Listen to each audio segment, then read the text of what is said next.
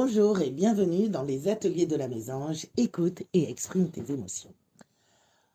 Aujourd'hui, nous sommes dans l'épisode 4 de la saison 3. Dans ce podcast du jour, nous allons parler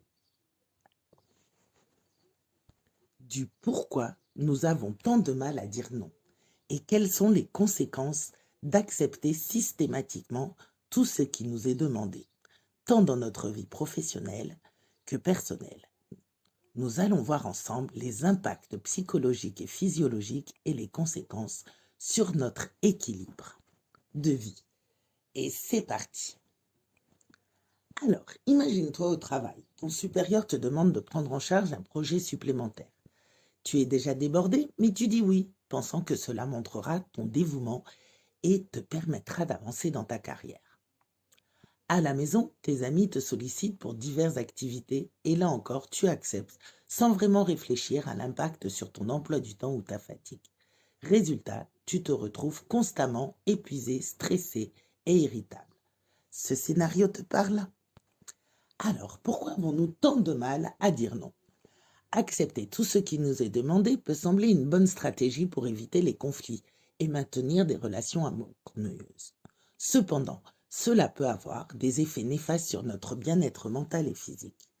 En psychologie, ce comportement est souvent lié à la peur du rejet, au besoin de validation et à une faible estime de soi. Lorsque tu dis oui à tout, tu mets souvent de côté tes propres besoins et limites, ce qui peut entraîner un sentiment de surcharge et de frustration.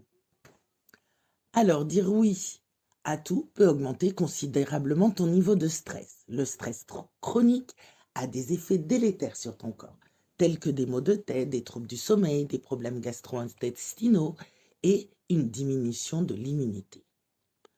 En acceptant trop de responsabilités, tu risques de t'épuiser, ce qui peut mener au burn-out.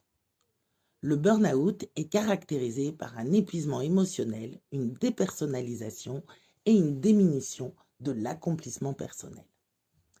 Alors l'incapacité à dire non peut aussi conduire à l'anxiété et à la dépression, car tu te sens constamment submergé et incapable de gérer toutes tes obligations, ce qui signifie le fait de tout accepter systématiquement tout ce qui nous est demandé est souvent le signe d'une difficulté à établir des frontières saines. En psychose, cela peut être vu comme une forme de soumission ou de comportement de type people pleasing, où l'on cherche constamment à plaire aux autres au détriment de son propre bien-être. Cela peut aussi indiquer une faiblesse et une faible confiance en soi et un besoin constant de validation externe. Alors, dans ta vie professionnelle, quand tu prends des projets supplémentaires, travaille tard et le week-end, ce qui érode ton temps de repos et augmente le risque de burn-out.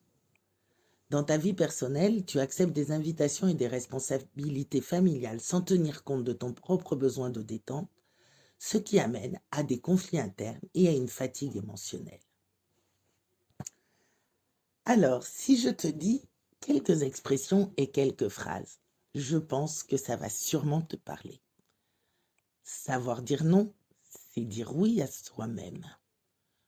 Ne laisse pas le poids des attentes des autres écraser ton bien-être. Chaque non est une déclaration de votre propre valeur. Refuser n'est pas une faiblesse, c'est une force. En acceptant tout, vous risquez de vous perdre vous-même. Priorisez votre paix intérieure en fixant des limites claires. Un oui de trop peut mener au burn-out.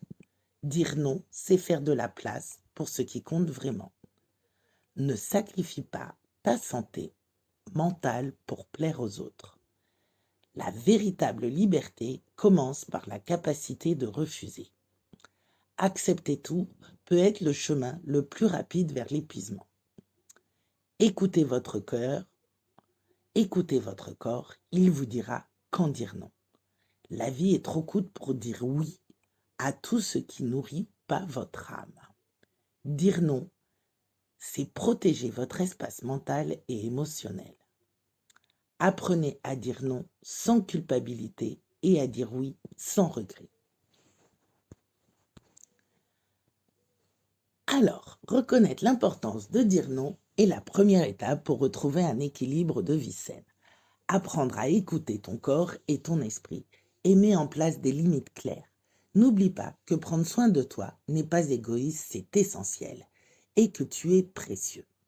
En refusant ce qui dépasse tes capacités, tu te permets de te concentrer sur ce qui compte vraiment et de persévérer ton bien-être général. Voilà, cet épisode est terminé. Merci de m'avoir écouté. N'oublie pas de partager cet épisode si tu as trouvé les conseils utiles. À bientôt pour le nouvel épisode.